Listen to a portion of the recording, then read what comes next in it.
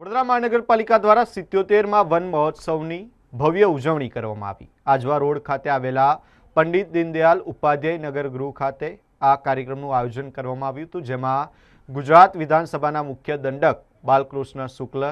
વડોદરાના સાંસદ એવા હેમાંગ જોશી અને વડોદરા મ્યુનિસિપલ કોર્પોરેશનના કમિશનર અરુણ મહેશ બાબુ વિશેષ ઉપસ્થિત રહ્યા હતા। આ ઉપરાંત મહાનગરપાલિકાના અધિકારીઓ, વન વિભાગના અધિકારીઓ અને નાયબ વન સંરક્ષક મહેન્દ્રસિંહ રાઠવા સહિતના અગ્રણીઓ હાજર રહ્યા હતા। વન વિભાગના સામાજિક વનીકરણ હેઠળ કામગીરી કરતા વિવિધ સ્વૈચ્છિક સંગઠનોના હોદ્દેદારોનું આ પ્રસંગે સન્માન કરવામાં આવ્યું હતું। પ્રકૃતિનું સંરક્ષણ, આવતી પેઢીનું રક્ષણના સંકલ્પ સાથે યોજાયેલા આ કાર્યક્રમમાં શહેરના નાગરિકો અને વિદ્યાર્થીઓએ પણ ઉત્સાહપૂર્વક ભાગ લીધો હતો। વન મહોત્સવના આ કાર્યક્રમ દ્વારા પર્યાવરણનું જતન અને વધુમાં વધુ વૃક્ષારોપણ માટે નાગરિકોમાં જાગૃતિ ફેલાવવાનો સંદેશ આપવામાં આવ્યો હતો। મહાનગરના વૃક્ષારોપણ કાર્યક્રમમાં આપણા સાથે અધ્યક્ષસ્થાનમાં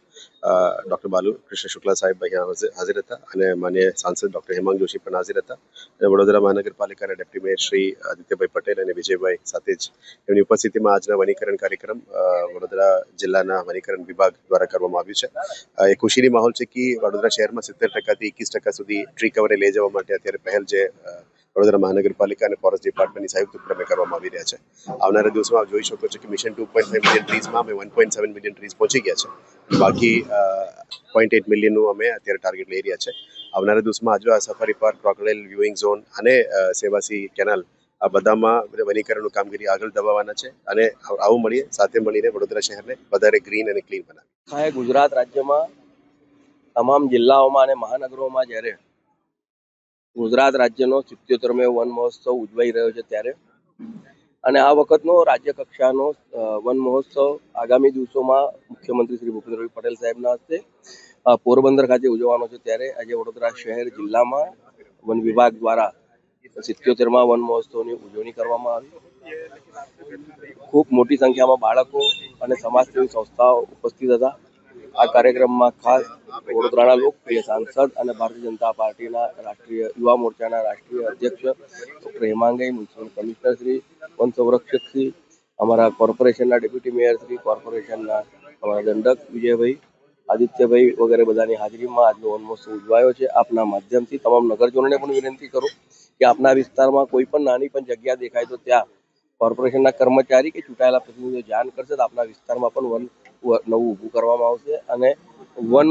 જ્યારે આપણે એનું રક્ષણ કરીશું ત્યારે જ પર્યાવરણને આપણે જાળવણી કરીશું। ગુજરાત સરકારના 77મા વન મહોત્સવનું વડોદરા મહાનગરનું સંસ્કરણ એનું આજે ઉજવણીનો કાર્યક્રમ કરવામાં આવ્યો। આ કાર્યક્રમ એ આપણા વિધાનસભાના મુખ્ય દંડક અને રાવપુરાના લોકપ્રિય ધારાસભ્ય શ્રી બાલકૃષ્ણ શુક્લજીની અધ્યક્ષતામાં યોજાયો, જેની અંદર વડોદરા મ્યુનિસિપલ કોર્પોરેશનના માન્ય કમિશનર શ્રી અરુણ મહેશ બાબુજી, ડેપ્યુટી મેયર શ્રી આદિત્યભાઈ પટેલ, આપણા ફોરેસ્ટ વિભાગના અધિકારી શ્રી રાઠવાજી અને તમામ મહાનુભાવો ઉપસ્થિત રહી અને માનનીય વડાપ્રધાનશ્રીનું જે લક્ષ્ય છે એક પેડ માં કે નામ અંતર્ગત સમગ્ર ભારતની અંદર જે ક્લાઇમેટ ચેન્જને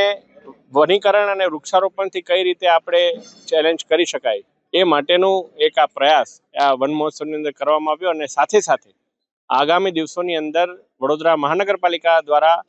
વૃક્ષારોપણ વનીકરણની સાથે સાથે શહેરની સુંદરતામાં કઈ રીતે વધારો થાય એ બાબતે પણ ચર્ચા કરવામાં